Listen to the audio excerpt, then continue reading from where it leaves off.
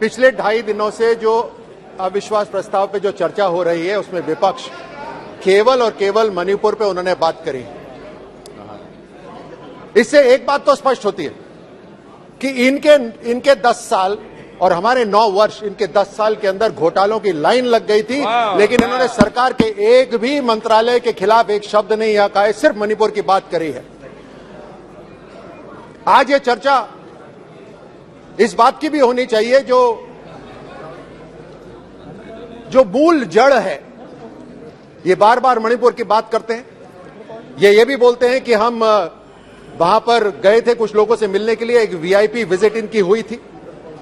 यहां पर एजेंसियों की खबर भी है और मैं अपने विपक्षियों को यह भी बताना चाहता हूं कि सदन में कुछ ऐसे भी लोग हैं जिन्होंने मणिपुर का एक एक नाला, एक एक पहाड़ी के ऊपर ऑपरेशंस भी करे हुए हैं। मणिपुर की जो जिम्मेदारी नॉर्थ ईस्ट के अंदर जो पिछले 40 साल से जो हिंसा चल रही है उसकी जिम्मेदारी कांग्रेस की है। ये कश्मीर के अंदर जो हो रहा है उसकी जिम्मेदारी कांग्रेस की है। उसी तरह पंजाब के अंदर भी जो मिलिटेंसी हुई है उसी की भी जिम्मेदारी पूरी की पूरी कांग्रेस के ऊपर है।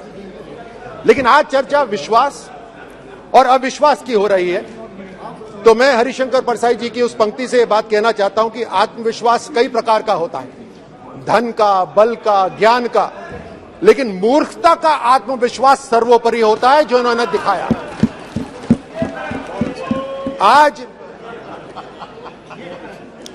आज इसी मूर्खता का अविश्वास इन्होंने दिखाया है मोदी सरकार के खिलाफ अविश्वास प्रस्ताव लाकर।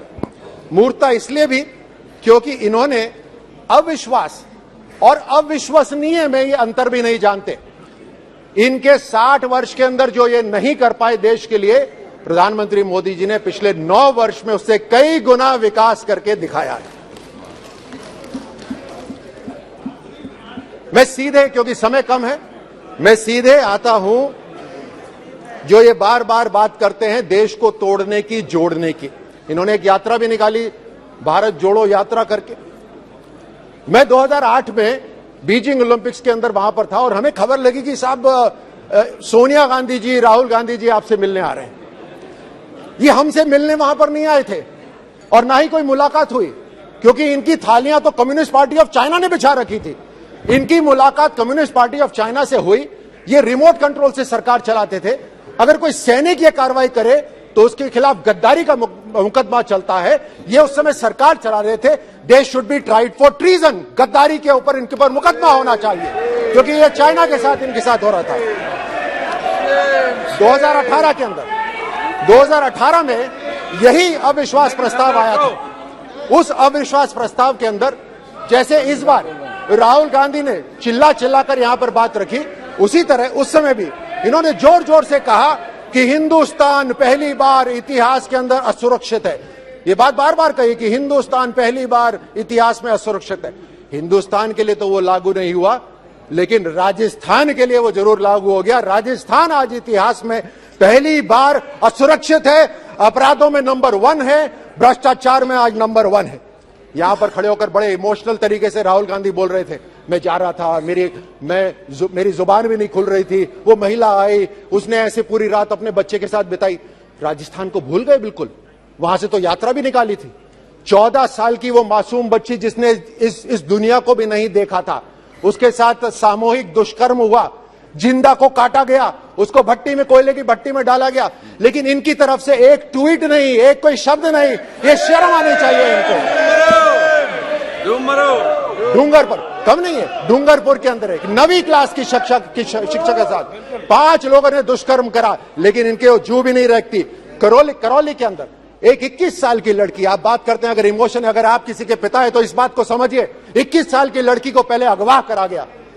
और यहां पर आप ही की सरकार के जो मुख्यमंत्री है वो कहते हैं कि राजस्थान के अंदर तो अपराध ज्यादा इसलिए हो रहे हैं क्योंकि हम एफआईआर तुरंत दर्ज करा देते हैं। वो भी झूठ है, क्योंकि जब उसको अगवा करा गया उसके माता पिता तुरंत पुलिस स्टेशन गए कि हमारी बेटी को बचा लो। कोई एफआईआर नहीं हुई, उन्हें धक्के मार के बाहर निकाला गया। अगले दिन उसके साथ दुष्कर्म हुआ, उसको गोली मारी गई, और गोली से नहीं मरी तो उसके ऊपर एसिड फेंका गया, एसिड से नहीं मरी तो उसको कुएं में डाला गया। शर्म आनी चाहिए इनको।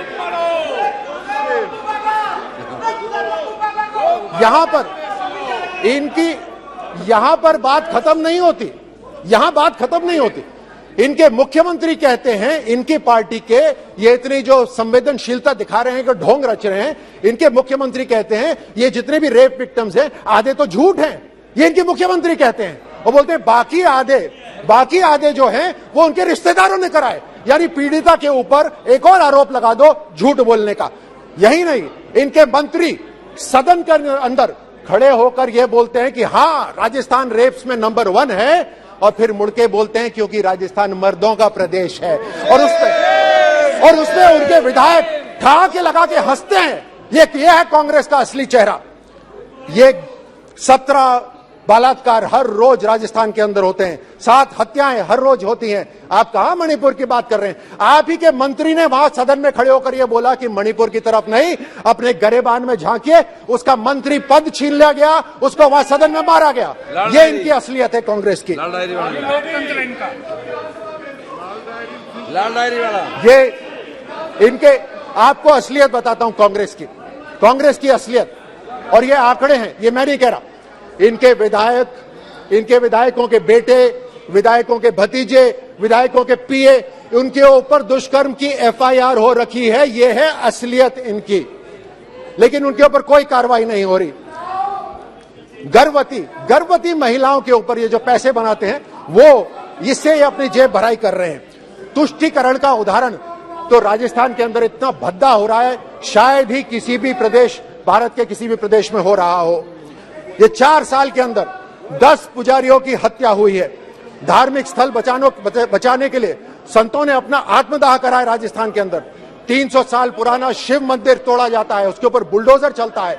सालासर के अंदर दरबार का बुलडोजर चलता है, उसको तोड़ा जाता है। यह है इनका तुष्टीकरण।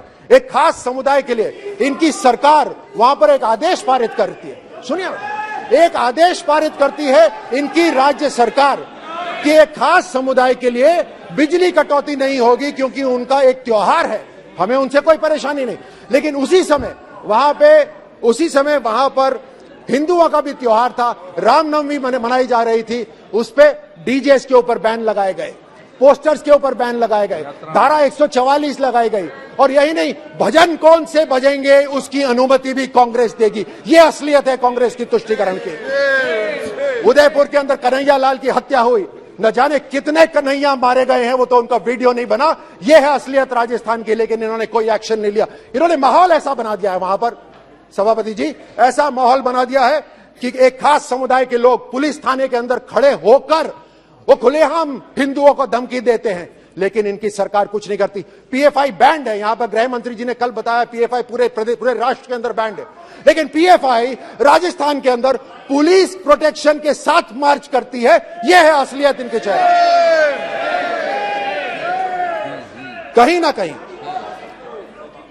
कहीं इन बाहर की कोई ना कोई एजेंसी, कोई ना कोई संगठन, बाहर की कोई ना कोई एजेंसी कहीं ना कहीं इनके साथ मिली हुई है। मैं तो वापस उसी पे जाता हूं, क्या एमओयू हुआ था उस समय चाइना के साथ, जो आज तक भारत को नहीं पता। कहीं ना कहीं इन्होंने भारत को तोड़ने के लिए सुपारी उठाई हुई है, भारत को ये तोड़ना चाहते हैं हर तरह से। राजस्थान के अंदर दलितों के ऊपर अत्याचार हो रहा है। पिछले 4 साल के अंदर 60% दलितों पर अत्याचार बढ़ा है। बीकानेर के अंदर दलित महिला के साथ दुष्कर्म होता है और उसकी हत्या कर दी जाती है। जालौर जिले के अंदर एक 9 साल के दलित लड़के को मार दिया जाता है क्योंकि वो पानी पीने गया था। जम्वा रामगढ़, मेरे अपने संसदीय क्षेत्र के अंदर एक महिला टीचर, मतलब टीचर तक को भी नहीं छोड़ा, एक महिला टीचर को जिंदा जलाया गया वहां पर। यह दलितों के ऊपर अत्याचार ये कर रहे हैं। इन्होंने हर तरह से धोखा दिया है।